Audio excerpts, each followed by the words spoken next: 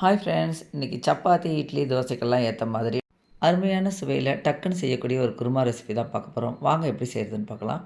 அதுக்காக நான் காய்கறியெல்லாம் கொஞ்சம் அரிஞ்சு வச்சுருக்கேன். இப்போ எடுத்து வச்சுருக்கிறதெல்லாம் நம்ம ஒரு மசாலாவாக அரைச்சிக்கலாம்.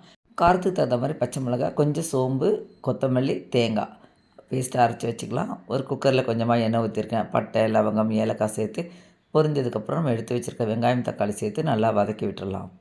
ஒரு ஸ்பூன் இஞ்சி பூண்டு விழுது சேர்த்துக்கலாம். இஞ்சி பூண்டு விழுது நீங்கள் மசாலாவோட கூட சேர்த்து அரைச்சிக்கலாம். என்கிட்ட தனியாக இருந்ததுனால நான் இப்போ சேர்த்துருக்கேன். நல்லா வதக்கி விட்டுருங்க. பச்சை வாசனைலாம் நல்லா போகட்டும்.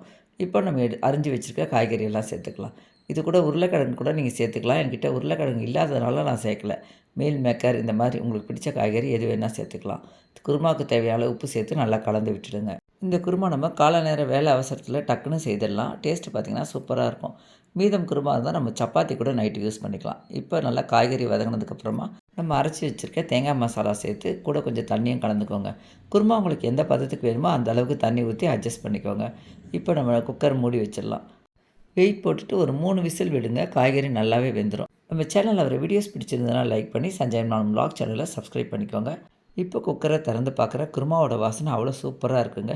இப்போ நீங்கள் சாதம், சப்பாத்தி இல்லை இட்லி, தோசையோட பரிமாறுங்க. உங்கள் வீட்லேயும் எல்லாருக்குமே ரொம்ப பிடிக்கும். நெக்ஸ்ட் டைம் குருமா வைக்கிறீங்கன்னா என்னோட மெத்தடை ட்ரை பண்ணி பாருங்கள். ட்ரை பண்ணி பார்த்துட்டு எப்படி இருக்குன்னு சொல்லுங்கள். தேங்க்யூ.